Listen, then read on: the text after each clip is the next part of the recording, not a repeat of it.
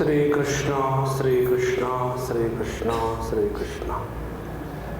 गुरुर्ब्रह्मा गुरुर्विष्णु गुरुर्देवो महेश्वरः गुरु साक्षात् परं ब्रह्म तस्मै श्री गुरवे नमः। तस्मै श्री गुरवे नमः।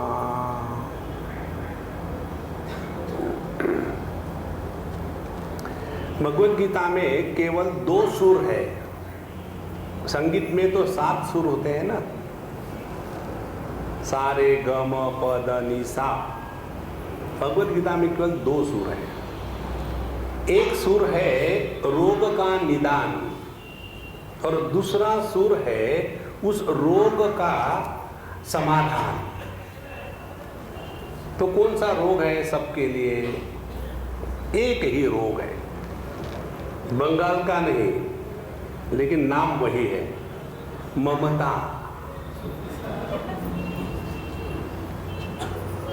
भगवद गीता में 3 प्रकार की ममता का वर्णन आता है पहले अध्याय में। वहां कहते हैं, पहले धृतराष्ट्र जी अपने इस रोग को प्रकट करते हैं। मामका पांडवाश्चैव किम कुर्वत संजय। मेरे और पांडु के पुत्र युद्ध की भूमि में आकर के क्या कर रहे हैं? युद्ध की भूमि में आकर के गिल्ला डंडा खेलेंगे क्या? युद्ध का कारण है माम का पांडवा, मेरे और दूसरे के। देखो, पूरे विश्व की यही एक समस्या है, एक ही रोग है और एक ही सुर है।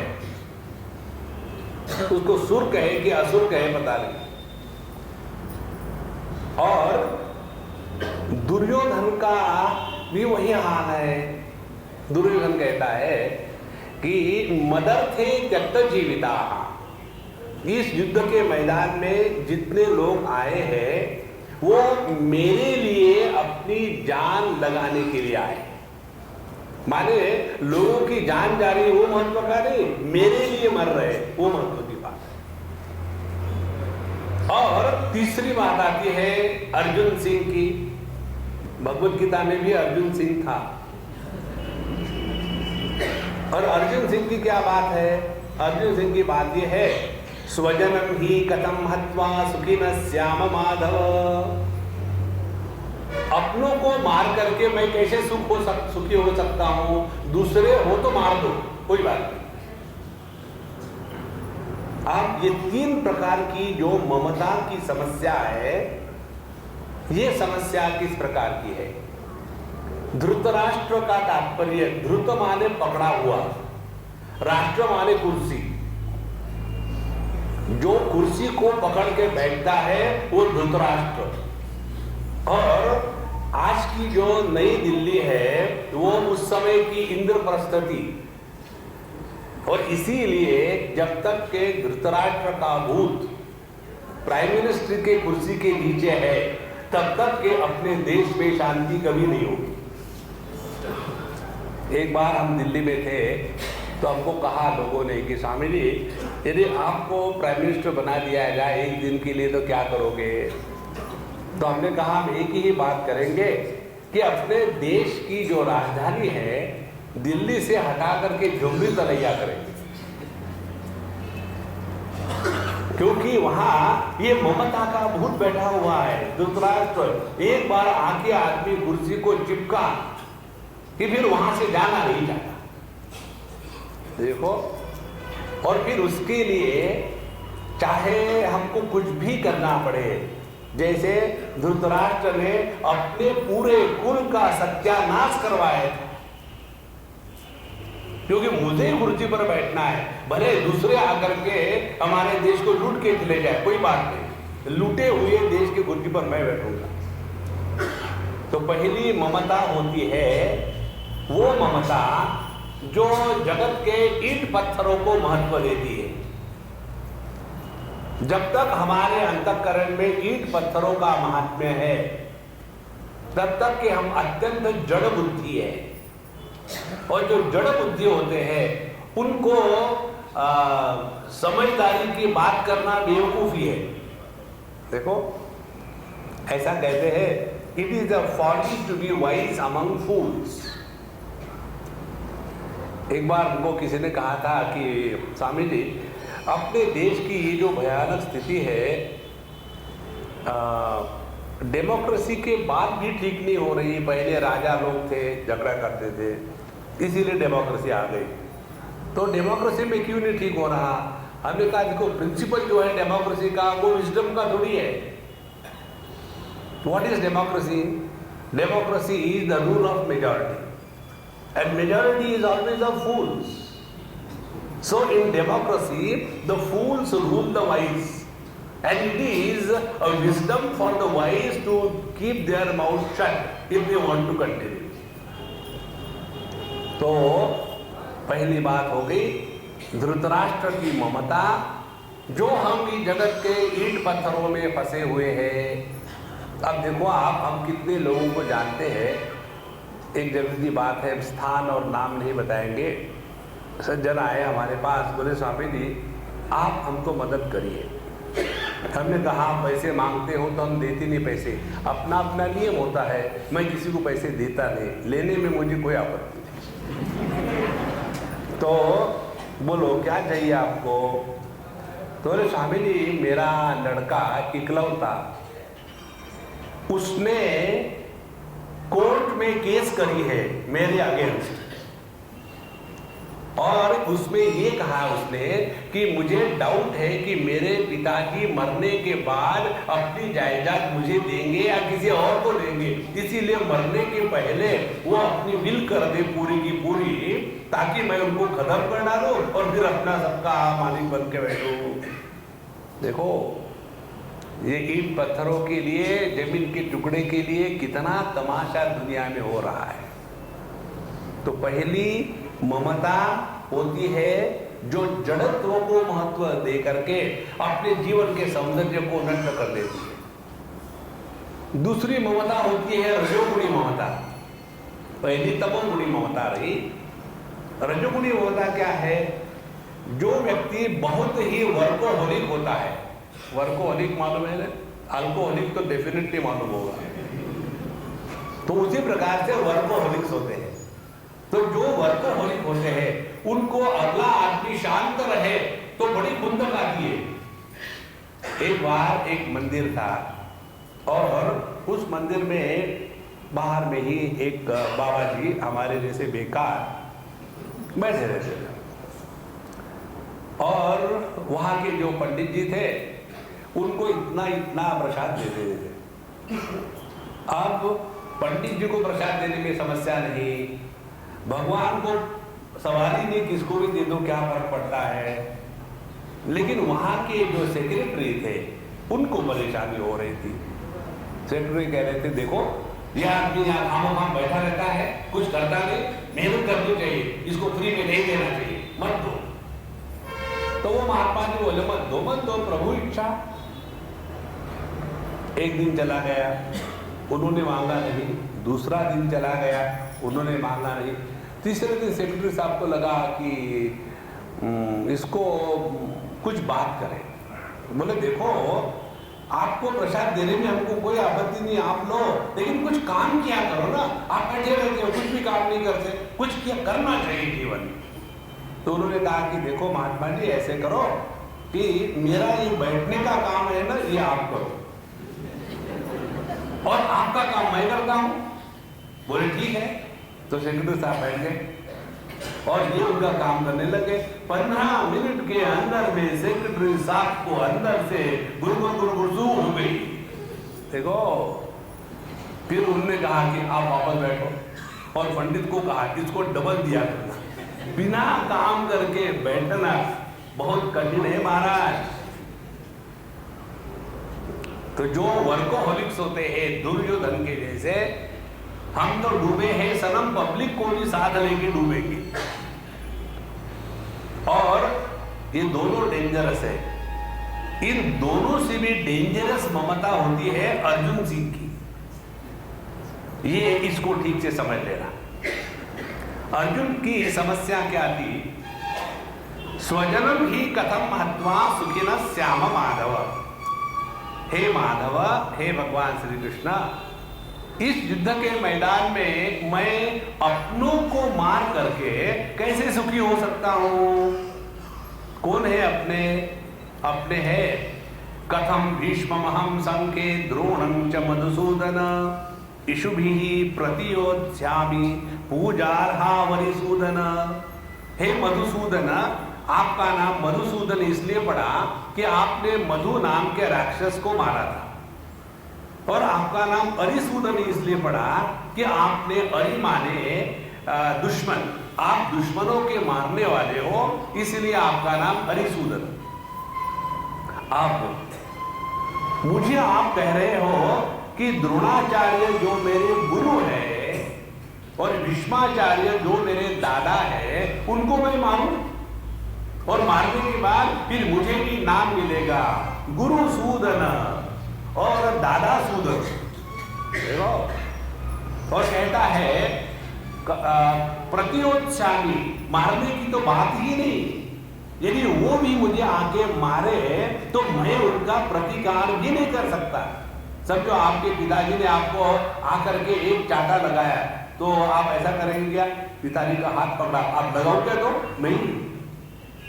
माने जब पिताजी या दादाजी हमको मारते हैं तो हम उनका प्रतिकार भी नहीं कर सकते। इसीलिए अर्जुन के सामने की समस्या क्या थी? युद्ध की नहीं थी, युद्ध करना उसका प्रोफेशन था। जैसे अपने यहाँ के क्रिकेट खेलने वालों का खेल ये प्रोफेशन है ना, उसी प्रकार से अर्जुन का युद्ध करने का प्रोफेशन था। तो ही वॉज प्रोफेशनली परफेक्ट। समस्या क्या थी? युद्ध की नहीं थी। समस्या क्या थी? मारने की नहीं थी। समस्या ये थी मैं अपनों को कैसे मारूं। देखो अब पूरे दुनिया में जो धंधा चल रहा है ना, वो केवल इसी में चल रहा है। जो अपने हैं उनको बचाना है, और जो पराये हैं उनको मारना है। देखो इसीलिए भैया भगवद गीता के 2 सूर है। पहला सूर ये है कि हम सभी के सभी ममता के शिकार हो गए हैं। अब देखो जितनी भी अपने राजनीतिक पार्टियां झगड़ा करती है, वो देश के भलाई के लिए थोड़ी झगड़ा करती है। उनका झगड़ा होता है देश जाए खड्डे में, अपनी पार्टी ठीक रहनी चाहिए। देखो क्योंकि उसमें महत्व देश का नहीं है। अपने देश के स्वतंत्रता के पूर्व हम सभी के सभी कैसे इकट्ठे होकर के रहते थे? कारण क्या था? कारण ये था कि हम सब एक दुश्मन से लड़ रहे थे, और अब क्या कारण है? हम ही अपने दुश्मन हो गए। इसीलिए केवल ये ममता, इस एक रोग को हम यदि ठीक से समझ ले तो जीवन की सभी समस्या खत्म हो जाती है। अच्छा, अब इस ममता को निकालने के लिए क्या रोग का निवारण करें, कैसा करें, इसकी दवाई क्या है? अब सवाल यह आता है ममता है कहाँ?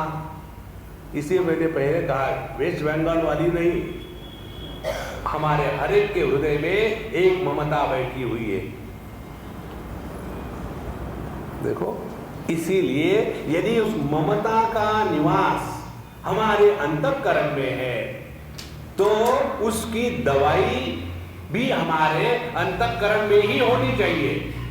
और अपने अंतःकरण से ममता को हटाने के लिए जो दवाई है उसका नाम है समता। समत्वम योग उच्यते। पूरे भगवद गीता का यही एक सिद्धांत है महाराज। देखो इसीलिए भगवद गीता के संगीत में 2 सुर है, समता और ममता। ममता है रोग और समता है उसका निदान। इसीलिए हम लोग देखेंगे अगले 4-6 दिनों में, चाहे हम कर्म की बात करें चाहे हम योग की बात करें, योग का अपभ्रंश होकर के योगा हो गया है, तो चाहे कर्म की बात करें, चाहे योग की बात करें, चाहे हम भक्ति की बात करें, चाहे हम ज्ञान की बात करें, इन चारों का जो लक्ष्य है वो इस समत्व के सिद्धि में है। और जहां हमारे अंतःकरण में समत्व की सिद्धि हो गई, हमने अपने जीवन में सबसे श्रेष्ठ स्थिति जिसको कहते हैं भगवान का दर्शन भक्ति शास्त्र में, सेल्फ रियलाइजेशन योग शास्त्र में, ब्रह्मात्मैक्य बोध वेदांत के शास्त्र में, और भगवान के स्वर्ग में जाना कर्म के मार्ग में, इन सब का अर्थ एक ही है, यह समत्व की सिद्धि होनी चाहिए। भगवान श्री कृष्ण के बारे में आप सभी लोग जानते हैं, एक कथा आती है।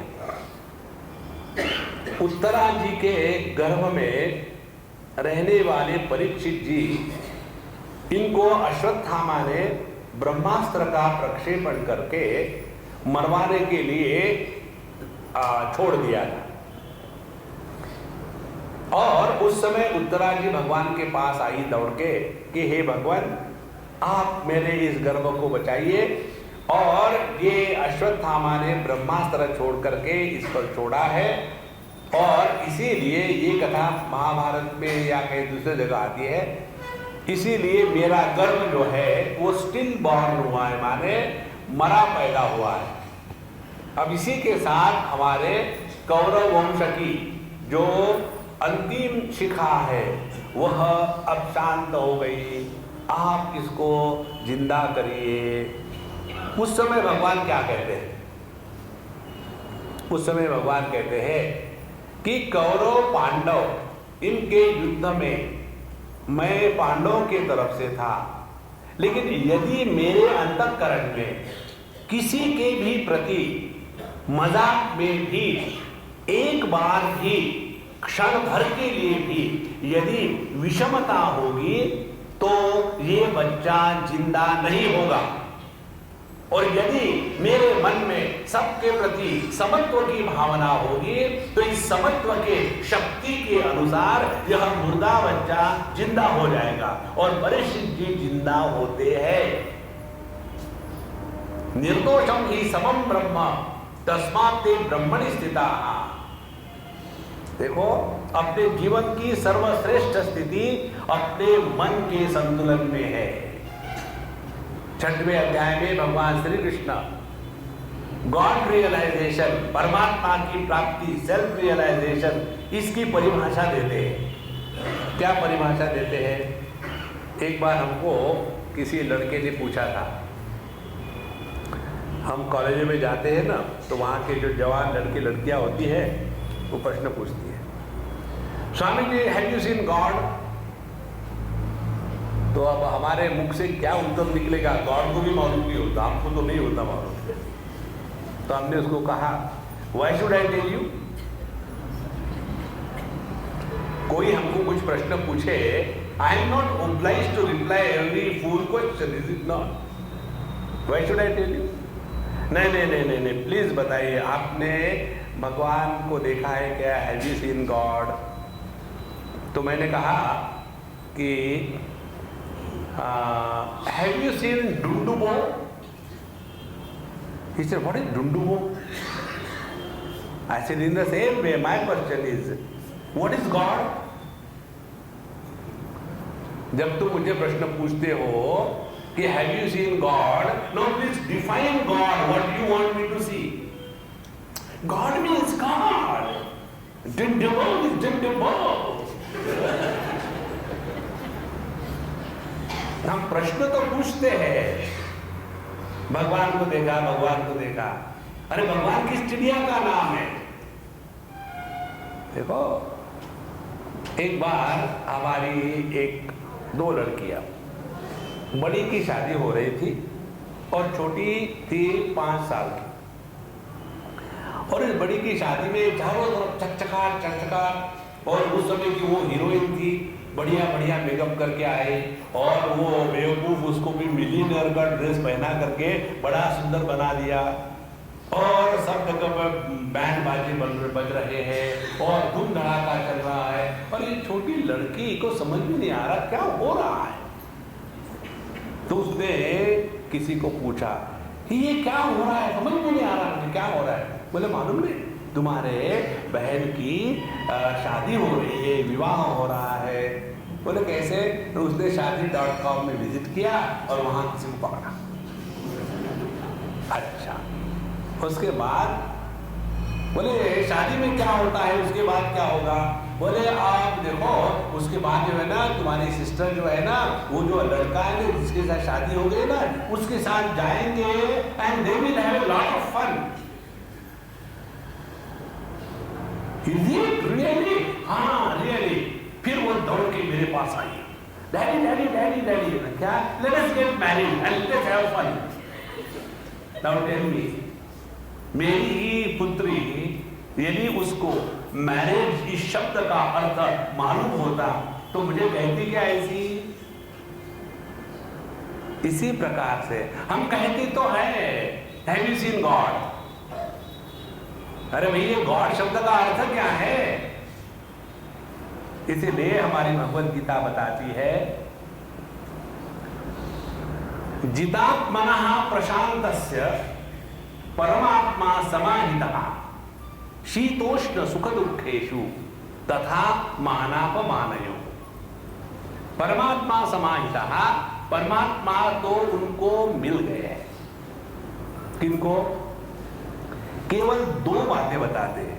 एक, शीत उष्ण सुख दुखेषु जितात्मनः। देखो हर एक के जीवन में द्वंद्व आते हैं। आपको हिंदी सिनेमा के गाने मालूम है कि नहीं पता नहीं, आप सभी संत लोग हैं, आप तो केवल उपनिषद भगवद गीता और इत्यादि का चिंतन करने वाले, और मैं हूँ सिनेमा देखने वाला। उसमें एक गाना आता है किशोर कुमार का, थोड़ी गम है थोड़ी खुशियाँ ये जीवन है। आता है ना, सबको मालूम है, शरीफ मत बनो। तो जीवन में सुख भी आते हैं दुख भी आते हैं, लाभ भी होती है हानि भी होती है। कभी हमको आदर भी मिलता है कभी अनादर भी मिलता है, कभी हम जीतते भी हैं कभी हम हारते भी हैं। तो ये तो दुनिया का नियम है ना। जैसे देखो कपड़ा जब बनता है तो कपड़े को बुनते समय दो प्रकार के धागे होते हैं। एक धागा ऐसा पैरेलल जाता है और दूसरा धागा एकदम क्रॉस 90 डिग्री के एंगल से, तब जाकर के कपड़ा पक्का बनता है ना। यदि किसी कपड़े में केवल एक ही प्रकार के धागे हो, क्रॉस धागे ना हो, तो कपड़ा बनेगा क्या? इसी प्रकार से जीवन में सबकी आवश्यकता है। यदि मृत्यु ना हो तो जीवन का कोई मूल्य नहीं है। यदि बीमारी ना हो तो डॉक्टर की कोई जरूरत नहीं है। देखो इसीलिए सभी डॉक्टरों की प्रार्थना मालूम है क्या होती है? सर्वे भवन्तु रोगिनः। क्योंकि यदि डॉक्टर लोग को हेल्दी रहना है तो उनको चारों तरफ रोगी चाहिए। जहां कोई हेल्दी आदमी दिखा कि डॉक्टर का पेट दुखता है, बाप रे तेरे का हेल्दी आदमी आ गया। तो इस जगत में ये सब की आवश्यकता है। आप यदि पैदाइशी बंगाली हो और केवल रसगुल्ला खा रहे हो, फिर भी बीच में आपको चटनी की आवश्यकता पड़ती। इसी प्रकार से जगत में ये सब की आवश्यकता है। अब ये जिसने समझ लिया है, ऐसे व्यक्ति के जीवन में सुख दुख के द्वारा विक्षेप निर्माण नहीं हो गए। देखो जब हमारे अंतःकरण में सुख दुख के प्रसंग, लाभ हानि के प्रसंग, जीत हार के प्रसंग आते हैं, और उस समय यदि हमने अपने मन को संतुलित रखा तो समस्या को हल नहीं करना पड़ता, समस्या गल जाती है। जो शांत संतुलित मन है ना, ये सभी समस्या का समाधान है। जो विक्षेपित और डिस्टर्ब माइंड है वो सभी समस्या की खदान है। देखो, कोई खास नहीं आध्यात्मिक शास्त्र, कॉमन सेंस है। हमारी भगवद गीता पर एक टीका है, उसमें हमने नाम दिया है, शायद द्वितीय अध्याय का, पहले अध्याय का नाम दिया है कॉमन सेंस की कमी। जो आदमी जितना कम कॉमन सेंस वाला होता है उतना ज्यादा बेवकूफ होता है, उतना ज्यादा दुखी होता है। देखो, and what is common sense which is most uncommon. खामोखाम चीजों को लेकर के परेशान होते रहते हैं। और दूसरा जो अध्याय है उसका नाम दिया है कॉमन सेंस उपनिषद। भगवद गीता में भगवान श्री कृष्ण ने इसी एक सिद्धांत का प्रयोग किया है। पूरा आध्यात्मिक शास्त्र माने केवल कॉमन सेंस और कुछ नहीं है। आप सब जानते हैं बिल गेट्स के बारे में।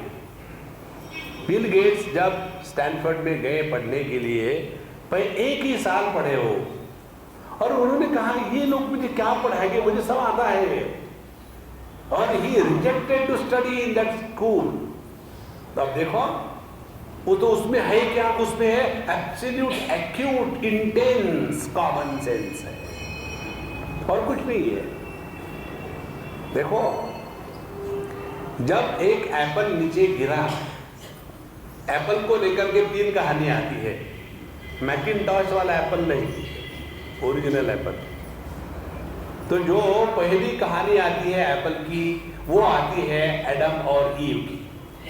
देखो, उन दोनों ने एप्पल नहीं खाया होता तो समस्या ही नहीं आती ना। खामोखाम एप्पल खाया। अपने देश में पहले एप्पल नहीं था इसीलिए समस्या नहीं थी। अब सब जगह एप्पल हो गए, अब समस्या ही समस्या है। एप्पल खाओ, समस्या को बुलाओ। तो एक ने एप्पल खाया और समस्या निर्माण करी। दूसरा जो था उसका नाम था न्यूटनानंद महाराज। उन्होंने देखा कि एप्पल पेड़ से नीचे गिरा, और जब पेड़ से एप्पल नीचे गिरा, यदि उसके जगह हम होती तो हम क्या करते, जा करके उठा करके पॉलिश करके सुन, काहे को विचार करें। लेकिन उसने कॉमन सेंस को लगाया कि ये जब एप्पल टूटा तो पक्षी के जैसा ऊपर क्यों नहीं गया, नीचे क्यों आया, और उसके ऊपर उसका चिंतन शुरू हो गया। देखो, Einstein the same thing, he was not educated, he created knowledge. देखो महाराज, इसीलिए अब ये छोटी सी बात समझ लो। शीतोष्ण सुख दुखेषु जितात्मनः। जो व्यक्ति इस जगत में आने वाले सुख दुख, लाभ हानि, आदर अनादर, इसके द्वारा प्रभावित नहीं होता। इसका मतलब ये नहीं है कि वो सो रहा है। जो आदमी सोता है उसको भी प्रभाव नहीं पड़ता। देखो, तो जो व्यक्ति जीवन के सुख दुख को लेकर के अपने मन के संतुलन को नहीं बिगड़ने देता, पहली कंडीशन गॉड रियलाइजेशन की। अब दूसरी कंडीशन, मानापमानयोः प्रशांतस्य। जीवन में आदर मिला तो हम खुदकने लग जाते हैं, और आदर नहीं मिला तो हम हाइबरनेशन में चले जाते हैं। देखो, ये जो दोनों बातें हैं ना, hysteria and depression, these are the abnormalities of the uncultured, unprepared mind. देखो, 1 2 3।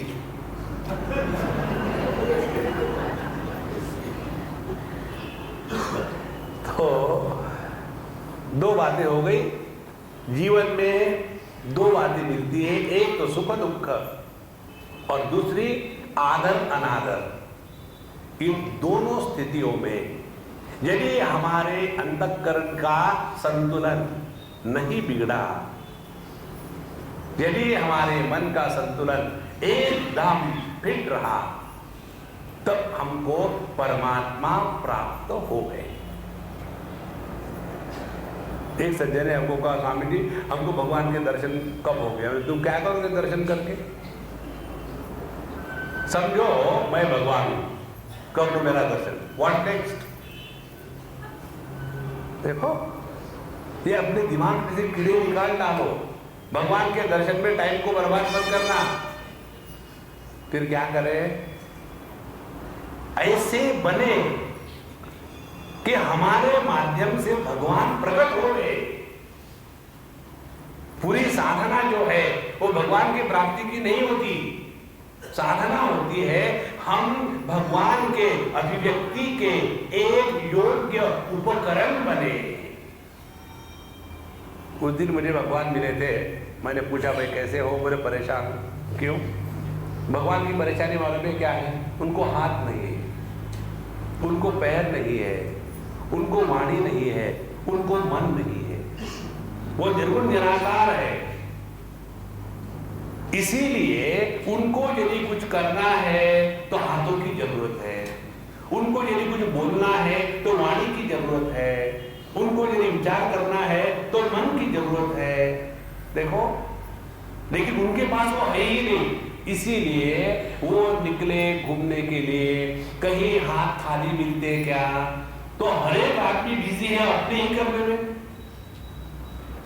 फिर उन्होंने देखा कहीं वाणी खाली मिलती है क्या? तो हर वाणी मैं कर रही है, मैं ऐसा हूं, मैं वैसा हूं, मैं ये करूंगा, मैं वो करूंगा। देखो, और प्रत्येक मन अपने ही चिंतन में पड़ा हुआ है, वही बातें पुरानी ले लेकर के रो रहा है।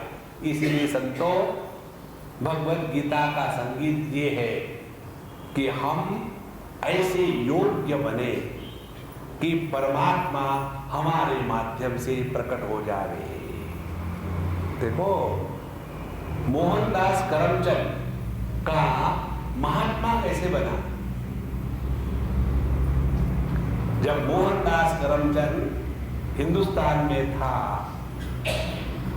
बड़ा पढ़ के आया था, बार एट लॉ, लेकिन जो हिंदुस्तान में अनफिट होते हैं उनको एक्सपोर्ट करते हैं। इसीलिए उनको एक्सपोर्ट कर दिया साउथ अफ्रीका में। वहां जाके क्या किया उन्होंने? एक बड़े सेठ जी के यहाँ जो बहुत प्रॉपर्टी थी, वहां से लोगों का किराया इकट्ठा करना। बाहर एट लॉ होने के बाद किराया को इकट्ठा करने का एक घटिया काम कर रहे थे वो। देखो, इंडिया में उनको एक भी केस नहीं मिली, लेकिन वहां जाकर के उन्होंने अपने आप को एक बड़े कार्य के लिए अपने को समर्पित कर दिया। ध्यान से सुनना, छोटे दायरे में फंसना माने संसार, परिपूर्ण में लीन होना माने परमात्मा का जीवन। देखो, एक छोटा सा कमरा हो, उस कमरे में समझो किसी चूहे ने आत्महत्या कर ली हो और वो चूहा कहीं कोने में जाकर के सड़ रहा हो, तो पूरे कमरे में कितना सुगंध होगा। और यदि पूरी दुनिया सड़ रही हो पूरे खुले आकाश में, तो उसकी कहीं नामो निशान नहीं होगा ना। इसीलिए जहां हम परिच्छिन्नता में, छोटे दायरे में फंसते हैं, संसार शुरू हो जाता है। छोटे दायरे में फंसने के रोग को कहते हैं ममता, और छोटे दायरे से खुल करके परिपूर्ण में लीन हो जाना, उसी को कहते हैं परमात्मा की उपलब्धि। देखो, the other day I was reading, एक रिपोर्ट पढ़ रहा था मैं, पूरे वर्ल्ड के कोई 30-40 सिटीज में उन्होंने एक सर्वे लिया और उस सर्वे में एक बात आई कि जितने भी युवा हैं पूरे विश्व के, उन सभी युवाओं का एक ही मत निकला। कौन सा? कि हम सभी के सभी एक विश्व के नागरिक बने। ये जो छोटे छोटे दायरे हैं ना, हिंदुस्तान, पाकिस्तान और बलूचिस्तान, उसके बाद अमेरिका, ये सब मिट जाए। देखो, लेकिन ये सब मिट गए तो पॉलिटिशियन क्या करेंगे? देखो, जाऊं तो जाऊं कहां? समस्या यदि नहीं होगी तो उनका जीवन समाप्त हो गया। Therefore, they have to maintain, like the doctors maintain the patient. They don't cure the patient. जिन पेशेंटों को क्योर करेंगे तो वो कहाँ जाएंगे? एक लड़का था, डॉक्टर बना, उसके माँ बाप भी डॉक्टर थे और प्रैक्टिस में ज्वाइन हो गया। उसने कहा कि पापा मम्मी, you deserve a great grand holiday, go to Switzerland for 2-3 months। तो वो न देखो हमारा लड़का कितना होनहार है, हमारे बारे में इतना सोचता है, और वो चले गए स्विट्जरलैंड। लेकिन जिस आदमी को हुबली में रहने की आदत पड़ी है ना, उसको बाहर में मजा नहीं आता। आपने हुबली के खड्डे वाले रास्ते, उसी में मजा है ना। हुबली को कहते हैं होली सिटी, मालूम है क्यों? हर रोड में होल है। Holy city. तो इस तुम चले जाओ, वो चले गए। अब वो 1 महीने के बाद वापस आ गए। 3 महीने के लिए गए थे, 1 महीने के बाद वापस आ गए। वापस आने के बाद लड़के ने सोचा कि अपने मैं बाप को जरा खुश करूं, कितना मैं 30 मार का हूं। डैड, आपके जितने भी पुराने पेशेंट थे ना, सबको मैंने एकदम ठीक करके रिलीव कर दिया। डैड ने सर को मारा। अरे बेवकूफ, किसने तुमको बोला था कि उनको ठीक करना है? उन्हीं को मेंटेन करके मैंने तुमको बढ़ाया। पेशेंट को ठीक नहीं करते। और ये बात आपको मेडिकल कॉलेज में सीखने को नहीं मिलेगी। ये जब आप प्रैक्टिस के लिए जाते हो तब समझ में आता है। जिस प्रकार से एक स्टूडेंट लॉ कॉलेज में जाता है, लॉ कॉलेज में जाकर के वकील होना और एक लायर के अंडर में काम करके लाय करना सीखना, ये 2 भिन्न बातें हैं महाराज। देखो, इसीलिए ये 2 बातें स्पष्ट रख लो अपने अंतःकरण में। मन में संतुलन को रखना माने छोटे दायरे से अपने आप को खोल देना, और जहां हमने अपने आप को छोटे दायरे से मुक्त कर लिया, उसके बाद sky is the limit for our joy. और ये बताने के लिए भगवद गीता में एक भूमिका बनाई है। आप लोगों ने कठोपनिषद पढ़ा होगा। कठोपनिषद में प्रसंग आता है इसी प्रकार का, जिसके अनुसार भगवद गीता का ये चित्र बनाते हैं। भगवद गीता का चित्र कैसा है कि एक रथ है, रथ को घोड़े जोड़े हुए हैं, उसकी लगाम भगवान कृष्ण के हाथ में है, और उस रथ का मालिक रथी अर्जुन सिंह है। और वो कहता है भगवान से, सेनयोर उभयोर मध्य रथम स्थापयमेच्युत। हे अच्युत, 2 सैन्यों के बीच में मेरे रथ की स्थापना करो। किस लिए? अर्जुन कहता है कि कैर्मया सह योद्धव्यम अस्मिन् रण समुद्यमे। पहली बात कहता है वो कि मैं जरा देख तो लूं कौन माई का लाल है जो मेरे साथ युद्ध कर सकता है। ध्यान से सुनना, मनुष्य के जीवन में जब विफलता आती है, जब हार आती है, तो आदमी एक आध बार उसको सह ले, लेकिन जब मनुष्य के जीवन में एक के बाद एक सफलता आने लग जाती है तो उसके दिमाग में गर्वी चढ़ जाती है। फिर उसको ऐसा गर्व होता है, देखो कौन हमको क्या कर सकता है, देख लेंगे। देखो यही बात अर्जुन की हुई थी। उसने अपने जीवन में जितने युद्ध खेले थे सब में वो जीतता गया, जीतता गया, जीतता गया। और इसीलिए इस अंतिम युद्ध में जब आया तो कहता है भगवान से, जरा दिखाओ तो सही कौन कौन है जो मेरे साथ युद्ध करना चाहते हैं। एरोगेंस। दूसरी बात, उसके हृदय में कौरवों के प्रति अत्यंत बदले की भावना थी, घृणा थी। Vengeance and hatred, these are the terrible disorders of human mind. जब तक हमारे अंतःकरण में घृणा रहेगी ना, तब तक के जीवन में शांति नहीं हो सकती। देखो महाराज, ये बहुत महत्व का सिद्धांत है। जैसे कोई व्यक्ति बहुत सुंदर हो, सब कुछ है सौंदर्य में, फिगर ठीक है, 24, 36, 48 बढ़िया फिगर है।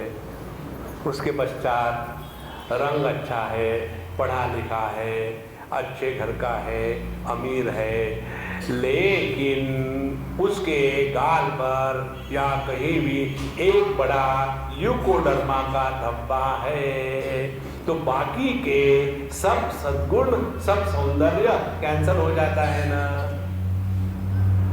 इसी प्रकार से सब कुछ है हमारे पास, सिर्फ अंतःकरण में घृणा का एक धब्बा है। जिस अंतःकरण में घृणा, द्वेष, जेलसी क्षण भर के लिए भी होती है ना, उस अंतःकरण में परमात्मा का अवतरण नहीं हो सकता। ये दो बातें, एक सफलता की गर्मी और दूसरी द्वेष की अग्नि, ये दो बातों को लेकर के अर्जुन युद्ध के मैदान पर आया और कहता क्या है, हम भगवान के भक्त हैं। ध्यान से सुनना महाराज, कोई व्यक्ति कहे कि हम भगवान के लिए सब कुछ कर रहे हैं और द्वेष के द्वारा अन्य को मारने को तुले हैं, वो भगवान के भक्त नहीं है। जो भगवान का भक्त है ना, वो किसी को मारने की बात नहीं करता। तो यह जो अर्जुन के अंतःकरण में एरोगेंस और हेट्रेड थी, गर्व और घृणा, इसको लेकर के जब अर्जुन कहता है ये मुझे दिखाओ किनके साथ युद्ध करना है, मैं इनको यूं ठिकाने में लगाता हूं, तो हमारे कन्हैया लाल ने क्या किया। देखो, एक बार एक सज्जन महात्मा जी हमको कह रहे थे, स्वामी जी आप तुमसे छोटे हैं, उस समय हम छोटे थे, उस समय हम प्रोफेशन में नए नए आए हुए थे, अभी तो प्रोफेशनल हो गए, तो उस समय ताजे ताजे प्रैक्टिस शुरू की। तो हमको कह रहे थे, देखो महात्मा जी आप तो हमारे बच्चे के जैसे हैं। हमने क्या, मैं क्या करूँ, मेरा थोड़ी दोष है उसमें। तो नहीं, बात ऐसी है कि आप ये भगवद गीता के विषय को इतना हल्का फुल्का बना देते हो। भगवद गीता तो कितना गंभीर विषय है। देखो, जो भगवद गीता रोते हुए अर्जुन को भगवान ने सुनाई, उसको पढ़ते समय हंसना क्यों चाहिए, फिर अर्जुन के साथ कंपटीशन करना चाहिए। तू रो रहा है, मन ही मन में मैं जोर से रोऊंगा। जब उन्होंने हमको ऐसा कहा, हमने कहा देखो प्रभु, आप जो कहते ठीक है, लेकिन अब आप हमसे वयस्क है, बड़े हैं, सभी कुछ है।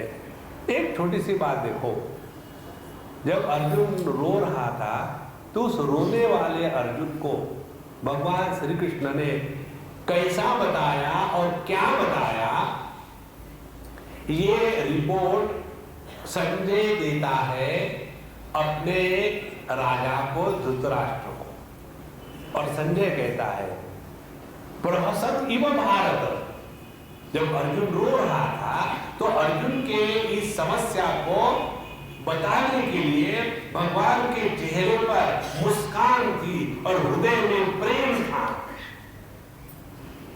जिसके हृदय पर मुस्कान हो, हृदय में प्रेम हो, वहीं से शास्त्र प्रकट होते हैं। जहां चेहरे पर घृणा हो और हृदय में फ्रस्ट्रेशन हो, वहां से शास्त्र नहीं, वहां से शस्त्र प्रकट होते हैं। देखो तो भगवान ने जब पूरी भगवद गीता इतनी हंसते हंसते प्रेम से शांति से बताई, तो हम क्यों इतना गुस्से में आकर के रहे? इसीलिए प्रथम अध्याय में जो भगवान ने बताया है वो क्या किया है, आप लोगों ने देखा होगा ना, ये जो संगीत गाने वाले होते हैं, मैं औरंगजेब हूँ, मुझे संगीत का कुछ नहीं आता। जैसे माता आई थी, कोई तानसेन है, आप में सभी लोग कानसेन है, मैं इनसेन हूँ, मुझे कुछ नहीं समझ में आता। चल रहा क्या? हाँ, बंद कर दूं क्या? ऐसे बोल दो ना, ठीक है ना? हाँ, तो मैं ठीक बंद करूंगा एक सीडी का टॉक पूरा होने के बाद, तब तक मैं बोलते रहूंगा, ठीक है? एक सीडी होती है 75-76 मिनट में, तब अपने आप बंद करूंगा, डोंट वरी। आप लोग भी वरी मत करना, I promise you I will stop. तो जैसे ये संगीत वाले लोग बैठते हैं तो उनमें पहले श्रुति होती है, तंबूरा जिसको कहते हैं, टैंग टैंग टैंग। हम उस तंबूरे को भर देते हैं वो श्रुति बॉक्स में। पहले वो तंबूरे वाले पीछे बैठते थे, कितना अच्छा लगता था। पूरा माने जिंदगी, जीवन से म्यूजिक या संगीत प्रकट हो रहा था। अभी इधर में एक टैंग टैंग वाला बक्सा रखा है, उधर में तबले वाला बक्सा रखा है, और बीच में बैठ करके बक्सा बोल रहा है। Third class. अच्छा, जब ये श्रुति को लगाते हैं, ध्यान से सुनना, तो ये जो गाने वाले ऊपर चले गए, ऊपर चले गए, फिर नीचे चले गए, लेकिन इनका सबका ध्यान एक श्रुति पर होता है। माने उसके साथ जब ट्यून करेंगे तो उसी ट्यून के अनुसार पूरा संगीत चलता है। इसी प्रकार से भगवद गीता का जो प्रथम अध्याय है, ये ट्यूनिंग का अध्याय है। अब इसमें क्या ट्यून किया है, ठीक से समझ लेना। हमारे जीवन में दुख भी आते हैं, सुख भी आते हैं। सुखों के द्वारा हम उसमें आसक्त होकर के फंस जाते हैं, दुखों के द्वारा हम उसमें फंस करके डिप्रेशन में चले जाते हैं। जैसे इस महात्मा ने कहा, डिप्रेशन में चले गए थे। आप देखो दोनों बातें, यदि हम सुख के द्वारा एकदम इसमें आसक्त हो जाए कि सब कुछ भूल जाए, कि माने पूरा हमारा जीवन इसलिए है आहार, निद्रा, भय, मैथुन, चार बातें। एक बार हम अमेरिका में थे तो हमको एक ने अंग्रेज से पूछा कि आपके कहने के अनुसार what is the concept of man according to you? तो हमने कहा, man is a machine which converts beautiful food into terrible garbage. पूरा जीवन में क्या किया? एक सज्जन मर के चले गए, ऊपर जब गए तो भगवान ने उनका लैपटॉप खोला और देखा। हाँ बताओ तुमने क्या किया? तुमको मैंने मनुष्य के रूप में भेजा था, तुमने किया क्या? जल्दी बताओ, बाकी बड़ा क्यों है पीछे। तो उसने कहा, मैंने 6 ट्रक सब्जी खाई। अच्छा, उसके बाद 15 ट्रक टैंकर दूध पिया। अच्छा, उसके बाद 26 ट्रक चावल खाया। मैं साउथ इंडियन हूं इसलिए। अरे सब खाया खाया, किया क्या? गोबर और आहार, पूरा जीवन खाना। दूसरा आहार निद्रा,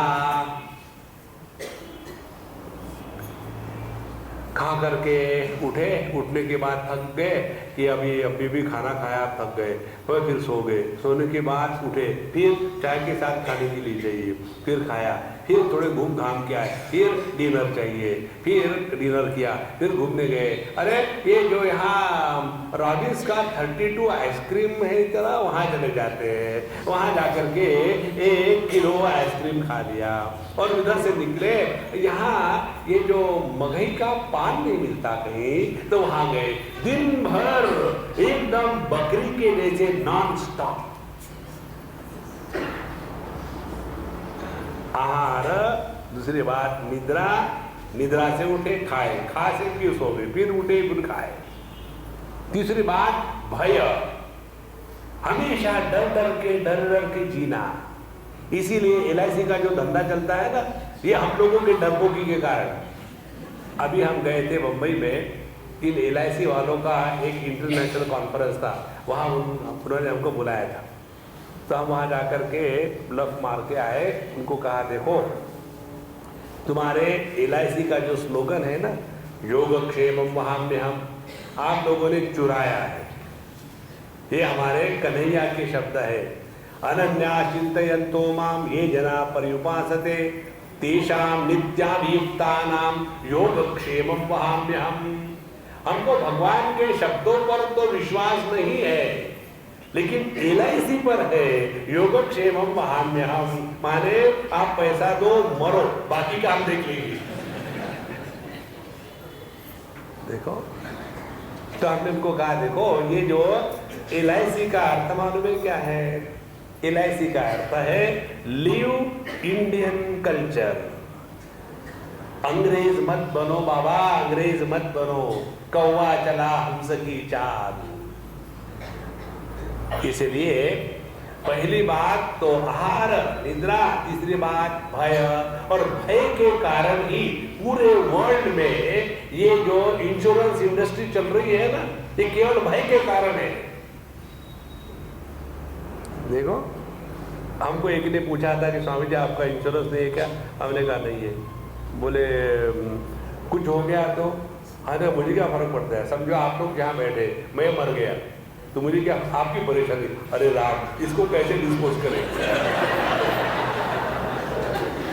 मैं तो पढ़ा रहूंगा आपसे, जल्दी उठा पढ़े।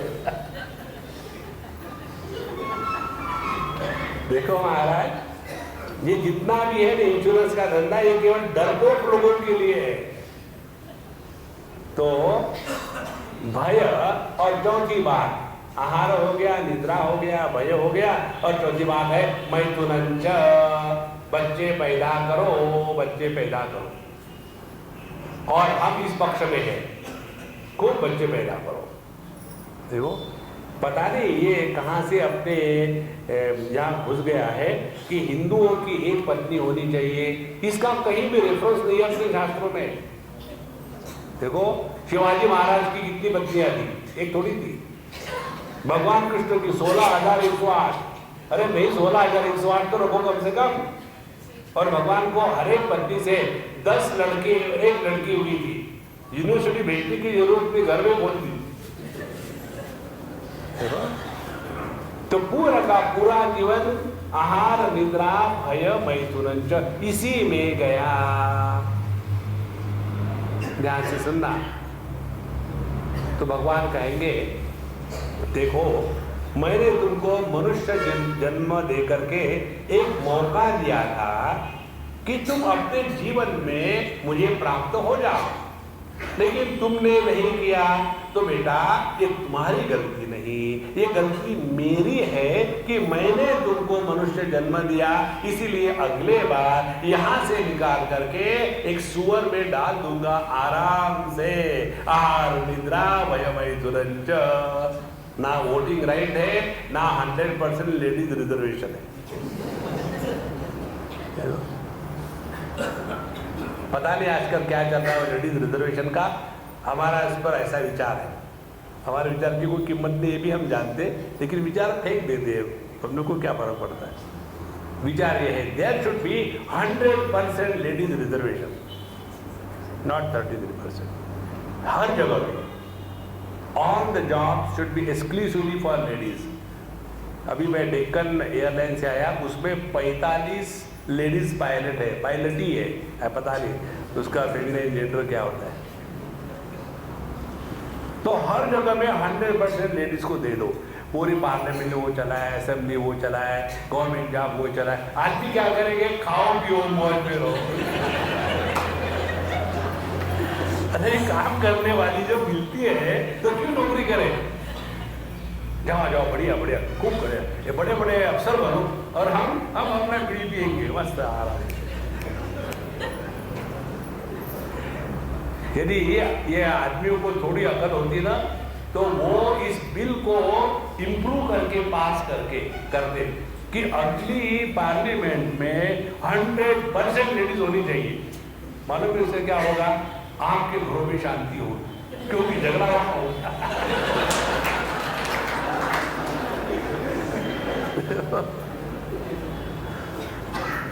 तो भगवान कहेंगे कि तुम अपना पूरा जीवन इसी में लगा रहे हो, आहार निद्रा भयमय तुरंच।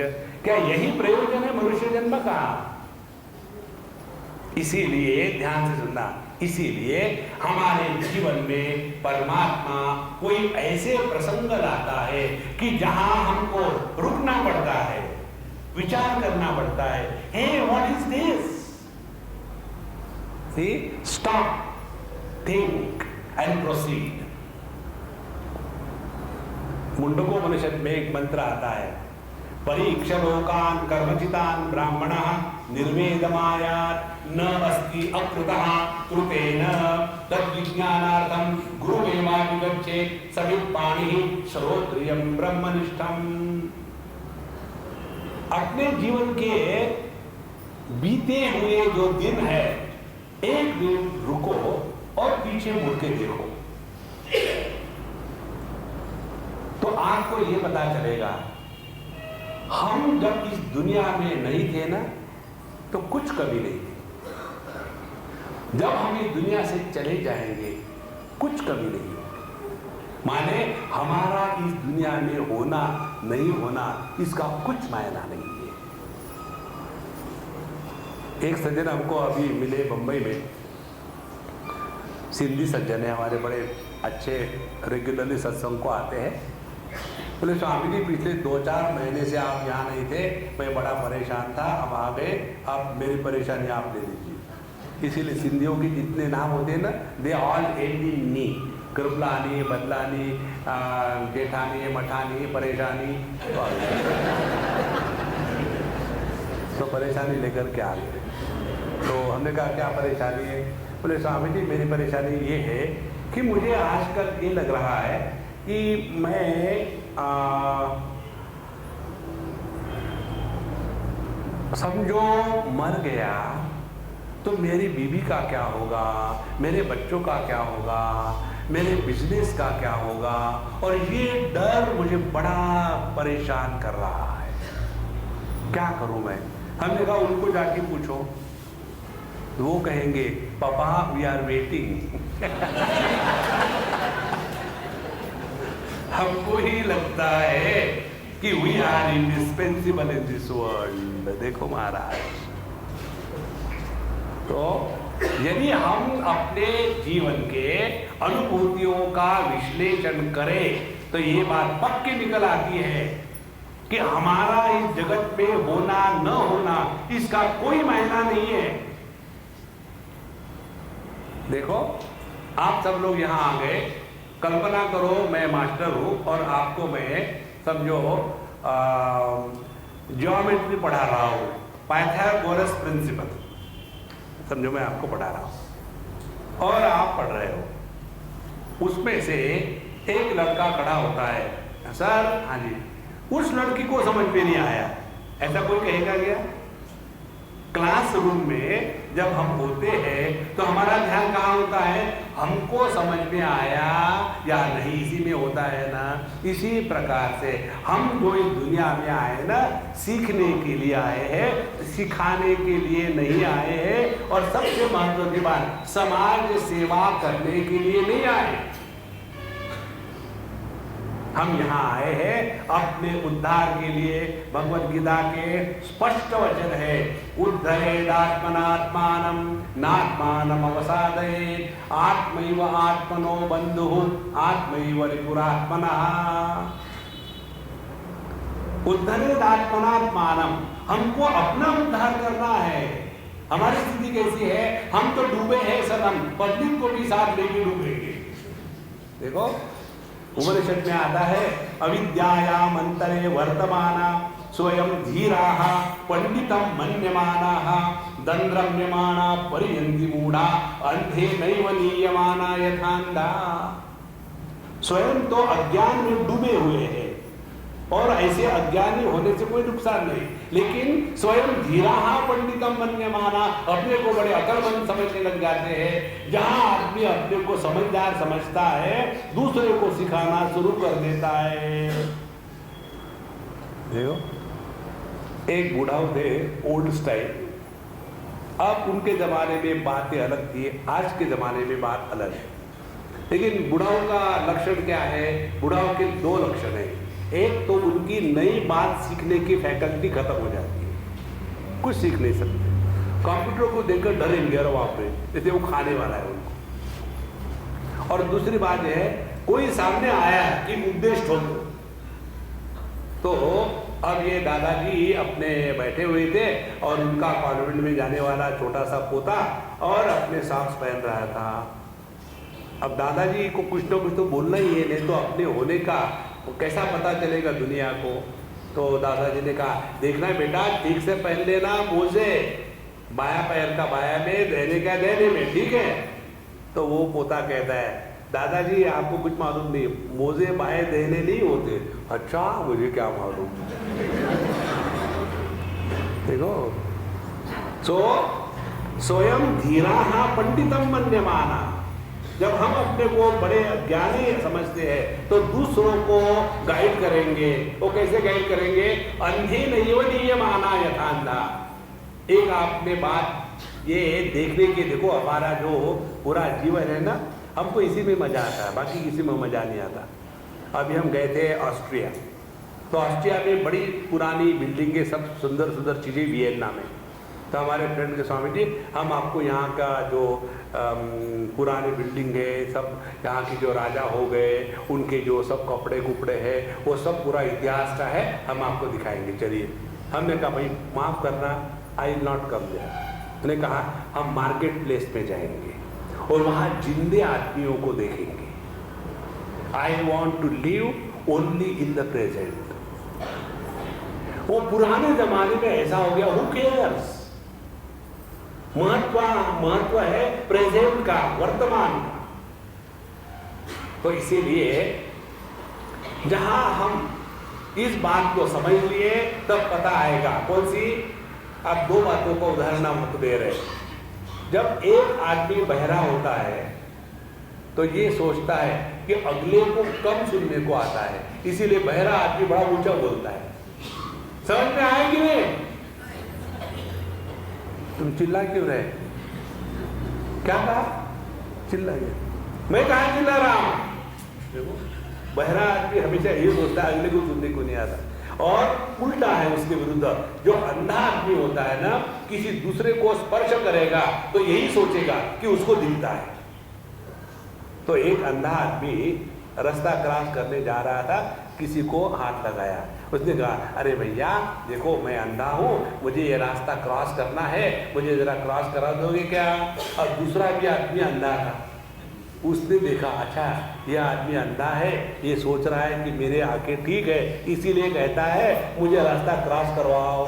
तो एक अंधा जब दूसरे अंधे को रास्ता क्रॉस करवाएगा तो क्या होगा? दोनों का सत्यानाश होगा। अंधे नैव नियमाना यथा अंधा। इसीलिए संतो, हम ये जो जगत में आए हैं ना, हमको अपना उद्धार करना है, और अपना उद्धार करने के लिए भगवद गीता का संगीत अपने हृदय में प्रकट होना है। तो प्रथम अध्याय में यही एक बात बताई है। अर्जुन के जीवन में ऐसा कभी मौका ही नहीं था कि जिस समय वो रुक करके विचार करे।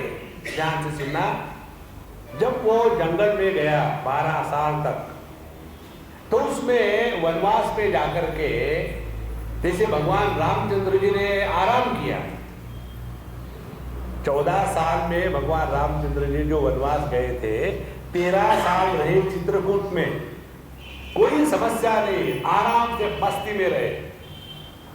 12 साल तक ये जो पांडव वन में गए, उन्होंने उस समय बैठ करके आराम नहीं किया। अर्जुन ने बड़ी तपस्या करी और अनेक प्रकार की युद्ध की सामग्री शस्त्रों के रूप में उसने एक्वायर की। देखो, जो व्यक्ति इसमें बिजी है उसको विचार करने को टाइम कहाँ है। और जब युद्ध का समय आया तो ध्यान से सुनना, हमारे सबके जीवन में समस्या दूसरों से निर्माण नहीं होती, समस्या अपनों से निर्माण होती है। देखो, एक सांस दूसरे सांस के पास गई, तो जब दोनों सांसें मिलती है तो क्या होता है? फूलने लगती है, सांसें फूलने लग गई। तो क्या सांसें फूलने लग गई? विषय क्या होगा? बहू। दूसरा विषय हो ही नहीं सकता। और उस विषय में क्या होगा? आपकी बहू अच्छी है, लेकिन पता नहीं भगवान ने क्या किया, मुझे ऐसी घटिया बहू दे दी। द्वितीय सास उवाच, दूसरी सास कहेगी हमारी बहू जो है ना दूर से दिखने को अच्छी है, घर में आके देखो बड़ा कठिन है। माने हमें दूसरों को उपदेश देने में, समझने में कोई कठिनाई नहीं है, कठिनाई आती है अपनों से। ध्यान से सुनना, अर्जुन की यही समस्या थी। युद्ध की समस्या नहीं थी, जीत हार की समस्या नहीं थी, समस्या ये थी मैं अपनों को कैसे मारूं, अपनों को। देखो, इसको एकदम स्पष्ट समझ लेना। हमारे सबके लिए समस्या मालूम है क्या है? समस्या ये है कि जैसे ध्यान के लिए बैठते हैं, ध्यान के लिए बैठे तो हमको आकर के प्रश्न पूछेंगे, स्वामी जी जब आपने बताया ना ध्यान किया करो, तो हमने ध्यान शुरू कर दिया, लेकिन बड़ी समस्या हो गई। क्या? जब हम ध्यान को बैठते हैं तो इतने विचार आते हैं, इतने विचार आते हैं, क्या करें? मन में विचार क्यों आते हैं? विचार मन में नहीं तो क्या नाक में आएंगे? मन में ही है। अच्छा, विचार मन में आते, आप क्यों फिक्र करते? मेरे मन में विचार आते। नहीं नहीं नहीं, आपके नहीं, मेरे मन में विचार आते। ध्यान से सुनना, किसी अन्य व्यक्ति के मन में विचार आकर के वो विक्षेपित हो रहा हो, दुखी हो रहा हो, तो हमको कहाँ समस्या है? हमको समस्या है जब हमारे मन में विचार आते हैं और उससे हम परेशान होते हैं। इसीलिए समस्या का मूल हमसे दूर नहीं है, समस्या का मूल है अपनों में। इसीलिए जिसको अपना बिजनेस ठीक चलाना हो ना, कभी भी कोई रिश्तेदारों को मत रखना अपने बिजनेस में। रिश्तेदारों को रखोगे तो तुमको बेच के खा जाएंगे, फिर आप कुछ कर भी नहीं पाओगे। अब जाकर साला है, कलीग में साला ही बन जाता है एडवाइजर, और उसके बाद पड़े रहो, परेशान होते रहो। इसीलिए समस्या हमारे अंतःकरण की है, और इस अंतःकरण को सुधारना ये साधना है। और इस अंतःकरण को सुधारने के लिए हमारा ध्यान अपने अंतःकरण की तरफ खींचना है। यदि हमने होकर के नहीं खींचा तो भगवान हमको मदद करते हैं। और भगवान कैसे मदद करते हैं? उनके पास 4 आयुध है, शंख चक्र गदा पद्म, 4 है ना। पहले भगवान हमको मोबाइल लगाते, शंख मोबाइल लगाते, जैसे वो हमारा नंबर डायल करते हैं उनको मैसेज आता है, the person you want to contact is out of reach. हम तो कुछ नहीं कर सकते, लेकिन हमारे कन्हैयालाल वो उनके पास प्रॉब्लम नहीं है, उनके पास दूसरा है, शंख नहीं काम करता, नेवर माइंड, गदा। जब कोई परेशानी आती है, जब कोई धोखा देता है, जब कोई अनएक्सपेक्टेड कठिनाई सामने आती है, तब स्वामी जी आप हाथ देखते हैं क्या? मैं अभी जब आ रहा था हवाई जहाज से तो मुझे पूछते, Swami ji do you see hands? I said no, I show hands, I don't see. असल में भगवान के ये जो मुद्रा है ना, इसका यही अर्थ है, इसका अर्थ है बस हो गया, कितना मांगोगे, इतना नहीं तो एक लगाऊंगा, ये इसका अर्थ है। तो जहां हमने भगवान के संदेश को समझदारी से सुना तो हम अंतर्मुखी होकर के मनुष्य जन्म को ठिकाने पर लाएंगे, परमात्मा को प्राप्त करेंगे। नहीं यदि किया तो भगवान हमको गदा लेकर के प्रहार करते हैं। प्रत्येक जीवन का दुख भगवान के द्वारा भेजा गया एक रिमाइंडर है। You are not in this world to live like animals, but you are in this world to evolve and join with me. देखो, लेकिन हम लोग इस दुनिया में इतने फंसे हैं कि इसकी कोई मर्यादा नहीं। देखो, एक भगत की कथा आती है। भगवान आए भगत को लेने के लिए, चलो भगत जी वैकुंठ जाते हैं, अकेला नहीं आऊंगा मैं। बोले फिर किसको साथ लाओगे? बोले मैं दुनिया को लेके चलूंगा। बोले ठीक है, मैं तुम्हारे वेट करता हूँ, ले आओ दुनिया को, जो भी आएगा ले आओ। भगत गए, उन्होंने सोचा सबसे बड़े त्यागी होते सन्यासी, सन्यासियों के पास गए। भगत जी कहते सन्यासी महाराज चलो वैकुंठ में जाना है। सन्यासी कहते नहीं जी, अभी तो मेरे आश्रम बन रहे हैं, अभी तो मेरे शिष्य हैं, उनकी दीक्षा भिक्षा चल रही है, और अभी तो पैसा कलेक्ट करना है, अभी तो ये मठ बनाना है, और ये अभी करना है, अभी कहाँ टाइम है, बाद में। उनको लगा अरे बाप रे, सन्यासी घर दार छोड़ करके, गृहस्थ लोग मालूम है क्या करते हैं? गृहस्थ लोग बाजार में जा करके ½ किलो लेडीज फिंगर खरीद के लाते हैं, और सन्यासी लोग मार्केट में जा करके ½ ट्रक जेंट्स फिंगर लाते हैं। जेंट्स फिंगर माने गाजर। दुकानदारी वही है, धंधा वही है। अच्छा, फिर गृहस्थों के पास गए।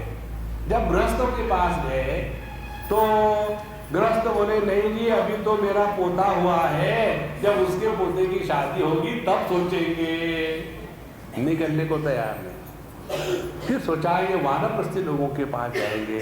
अब देखो आपकी गृहस्थी पूरी हो गई है, सब कुछ हो गया है, चलो। नहीं जी, अभी तो मेरे जीवन का एक सपना था, क्या कि मैं जब रिटायर हो जाऊंगा तब जा करके एक मकान बनाऊंगा। जिनके प्रारब्ध फूटते हैं वो रिटायरमेंट के बाद मकान बांधते हैं।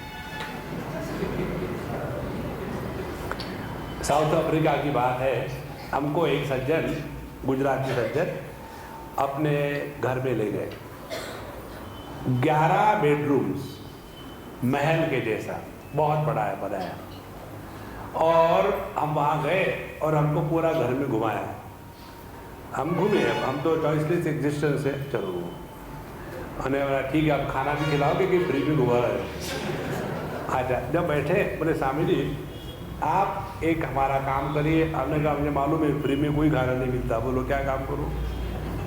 बोले आप हमारे बच्चों को समझाइए, हमने उनके लिए इतना बड़ा मकान बनाया है, लेकिन सभी के सभी अपने अपने अलग जा कर के रहते हैं, यहाँ सब मिल कर के नहीं रहते। हमने कहा देखो प्रभु, तुम्हारे बच्चे फर्नीचर है कि जिंदे है?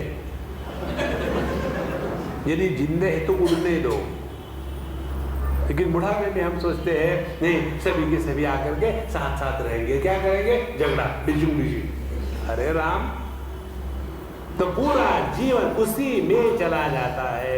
इसीलिए वानप्रस्थ बोले नहीं जी हम भी नहीं वैकुंठ आएंगे, अभी तो मकान बन रहा है। अभी मैं गिन रहा हूँ कितने गधे सीमेंट आए, कितने गधे मिट्टी आई, कितनी गधे ईंटें आई। तो बुढ़ापे में भगवान के नाम लेने के स्थान पर गधों को गिनना शुरू कर दो। सपने में भी गधे आएंगे। 4 गधे थे कि 3 गधे थे, तुमको मिलाकर चौथा। उसके बाद ब्रह्मचारियों के पास गए भगत जी।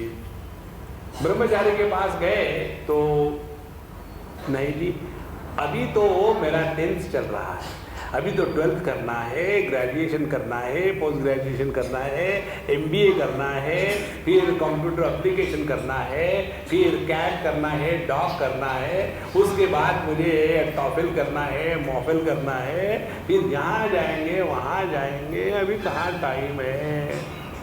भगत जी परेशान, क्या करे? ये जो ब्रह्मचारी, गृहस्थ, वानप्रस्थ, सन्यासी कोई भी वैकुंठ जाने को तैयार नहीं, बड़े दुखी हो गए। फिर सोचा चलो सबसे घटिया जानवर के पास चले जाए। चले गए सुअर के पास। सुअर महाराज, हाँ जी ऐसा ऑफर है फ्री, वैकुंठ चलो। ऐसा भी नहीं बाय 1 and get 2 फ्री। हाँ, एक ऑफर ऐसा है कि चलो फ्री चलो वैकुंठ, नो हिडन एजेंडा, चलो। तो बोले मैं पूछता हूँ सुअरानी से। तो सुअर गए सुअरानी के पास। हाँ जी हाँ जी, ऐसा ऐसा ऑफर आया है, क्या करना है? पूछो अपना वहाँ खाने को मिलता है क्या? तो जाएंगे, नहीं तो नहीं जाएंगे। माने सन्यासी से लेकर के सुअर तक किसी को परमात्मा नहीं चाहिए महाराज, दुनिया ही चाहिए। देखो यमई में चवृणुते देन लभ्यः तस्यैष आत्मा विवृणुते तनुं स्वाम। जिसको परमात्मा को छोड़ करके और कुछ नहीं चाहिए ना, उसी को परमात्मा मिलते हैं। आपने देखा होगा अपने घरों में जो बच्चे कुछ खिलौने देने से चुप हो जाते हैं, उनको 2 खिलौने और दे दो चुप हो जाए। लेकिन कोई कोई बच्चे ऐसे होते हैं उनको दुनिया दो नॉन स्टॉप। फाइनली वो माँ उसको गोद में नहीं लेती है। हाँ, इसी प्रकार से इस दुनिया के खिलौने जब हमको चुप करते हैं ना, तब भगवान नहीं मिलते महाराज। और जब तक के प्रभु की प्राप्ति नहीं होती तब तक के भटकते रहेंगे, दुखी होते रहेंगे। इसीलिए भगवान हमको बीच में रिमाइंडर भेजता है। एक रिमाइंडर की बात बताओ। एक सज्जन गुजराती, अभी ले रहे वो ऑल इंडिया मेडिकल एसोसिएशन के हार्ट स्पेशलिस्ट थे और वो प्रेसिडेंट थे। 3 साल लगातार प्रेसिडेंट रहे, हमारे मुंबई के थे। बड़े विद्वान, बड़े सफल डॉक्टर रहे। अब उनको हार्ट अटैक आया, उसके बाद वो ऑपरेशन करके निकले बाहर, उनका प्लम्बिंग ठीक हो गया। उसके बाद हमारे एक मित्र के साथ आए। हमारे मित्र ने कहा स्वामी जी ये हमारे जो दोस्त है ना, कभी मंदिर में नहीं गए, कभी किसी बाबा जी की बात नहीं मानते, कभी सत्संग नहीं, कुछ नहीं, तो मैं आपसे मिलाने के लिए लाया हूँ। तो उन्होंने मुझे कहा देखो जी मैं नमस्कार नहीं करूँगा, I don't believe in all this nonsense. I said I also don't believe but I have to do the drama, what can I do. तो बोले यदि मुझे आप एक बात बताओगे ऐसी कि जो बात आज तक मेरे दिमाग में नहीं आई तो मैं आपको मानूंगा। मैंने कहा देखो, आप मुझे मान करके सर्टिफिकेट देने की जरूरत नहीं, लेकिन मैं तुमको एक बात बताऊंगा जो आज तक तुम्हारे दिमाग में नहीं आई। तो कौन सी? मैंने कहा आपकी उम्र कितनी है? बोले 72 साल की। मैंने आपको हार्ट अटैक कब आया था और कब ठीक होके निकले? बोले 2 महीने के पहले। हमने कहा कल्पना करो आप उस समय मर जाते तो सिनेमा खत्म, लेकिन नहीं मरे तो आपकी असल उम्र 2 महीने की है। अब ये जो आपको उम्र मिली है ना, ये बोनस है। बोनस का पैसा उड़ाने के लिए होता है, इन्वेस्ट करने के लिए नहीं होता। और इसी प्रकार से अपने जीवन को पूरा एकदम नया तरीके से जीना शुरू कर दो। डोंट कैरी द लोड, मैं ये था, मैं वो था, मैं ऐसा था, मैं वैसा था, मैंने ये किया, मैंने वो किया। एक सब चीज को start living like an innocent child and make the best of your life. और उनको बात ऐसी जची, बोले स्वामी जी आपने मुझे रियली, मैंने सोचा ही नहीं कि मेरी उम्र 2 महीने की है। हमने कहा 2 महीने का बच्चा कैसा जीता है बताओ? तो बोले स्वामी जी वो तो अपनी माँ के साथ जीता है। हमने कहा मैं तुम्हारी दाढ़ी वाली माँ हूँ, एग्री? बोले एग्री। हमने कहा जब उस बच्चे को मालूम नहीं होता तो माँ बताती है ना, ऐसा करो, वो कर, हाँ कर, मैं बताता हूँ ऐसा करो। और फिर उन्होंने बम्बई से आके दूर चले गए 50-60 किलोमीटर गुजरात में, वहाँ उनका फार्म हाउस था, वहाँ रह गए। हमने कहा सब दुनिया से नाता तोड़ दो और अपना गीता का अध्ययन पाठ और वेदांत का श्रवण इत्यादि शुरू कर दो, भगवान का नाम लो, गार्डनिंग करो, हेल्थ बढ़िया करो और देखो धीरे धीरे धीरे कैसा आनंद आता है। वही व्यक्ति जिसने जिंदगी भर ना कभी सत्संग किया, ना कभी किसी मंदिर में गए, 2-3 साल के अंदर में उनकी समाधि डट के लगने लगी, कोई संदेह नहीं, कोई प्रश्न नहीं। और मुझे कहते हैं कि स्वामी जी आपने मुझे नया जन्म दिया। हमने कहा बेटा अभी तो 3 साल के हो। देखो, इसीलिए जब अपने जीवन में कोई भी कठिनाई आती है ना, तो उसके द्वारा हमको अपने जीवन की दिशा को बदलना है। ध्यान से सुनना, वह जीवन का दुख, जिस दुख के कारण हमारे जीवन की दिशा डॉगवर्ड न होकर के गॉडवर्ड होती है, उस दुख को कहते हैं अर्जुन विषाद योग। Otherwise tragedy cannot be a yoga. देखो, इसीलिए अपने जीवन का प्रत्येक जो दुख है वो प्रभु के तरफ मुड़ने का एक संकेत है। अर्जुन को कहां टाइम था? तो युद्ध के मैदान पर भगवान ने अर्जुन के सामने ये समस्या खड़ी कर दी। जब अर्जुन कहता है बताओ किसके साथ मुझे युद्ध करना है, ले चलो जरा, तो भगवान कहते महाराज युद्ध परायों के साथ नहीं करना है। ध्यान से सुनना, यदि भगवान कृष्ण ने अर्जुन का रथ दुर्योधन के सामने खड़ा किया होता तो भगवत गीता का जन्म नहीं होता। भगवान ने अर्जुन का रथ खड़ा किया, भीष्म द्रोण प्रमुखतः, भीष्माचार्य द्रोणाचार्य इनके सामने रथ को रखा। जहां उनके सामने रथ को रखा उसके मन में मोह आ गया कि मैं अपनों को कैसा मारूं, और वो टूट गया, रोने लग गया।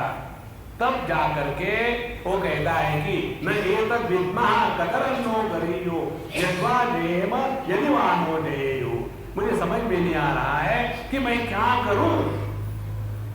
ऐसा जो व्यक्ति होता है फिर कहता है शिष्यस्ते हम शाधिमाम त्वाम प्रपन्नम, हम आपके प्रति समर्पित हो गए हैं, अब आप मुझे बताओ मैं क्या करूं। इसके उत्तर के लिए जो भगवान ने बताया है वह है भगवत गीता का संगीत।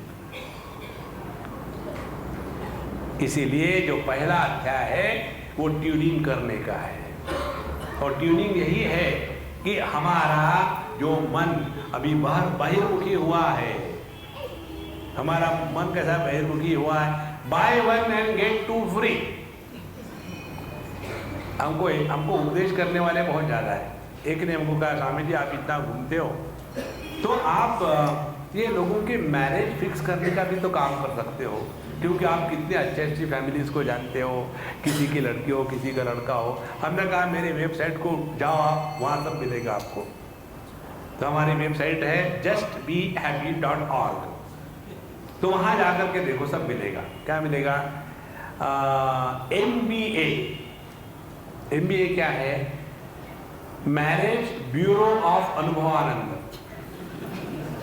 और उसमें पहला ही वाक्य है, select one take two free, get married to a boy and get the in-laws free and suffer throughout life. धीरे धीरे अपने मन को अंतर्मुखी करे, तब जाकर के जीवन का और मजा आता है। और उसके लिए भगवद गीता हमको 4 मार्ग बताती है, कर्म मार्ग, भक्ति मार्ग, योग मार्ग और ज्ञान मार्ग। इन चारों के द्वारा वही एक समत्व की सिद्धि होती है, और जो व्यक्ति इस संतुलन में आ गया है वो मौज में है, और जो डिस्टर्ब्ड है वो मौज में है। ओम पूर्णमदः पूर्णमिदं पूर्णात् पूर्णमुदच्यते पूर्णस्य पूर्णमादाय पूर्णमेवावशिष्यते। ओम शांति शांति शांति। हरि ओम। श्री गुरुभ्यो नमः। हरि ओम।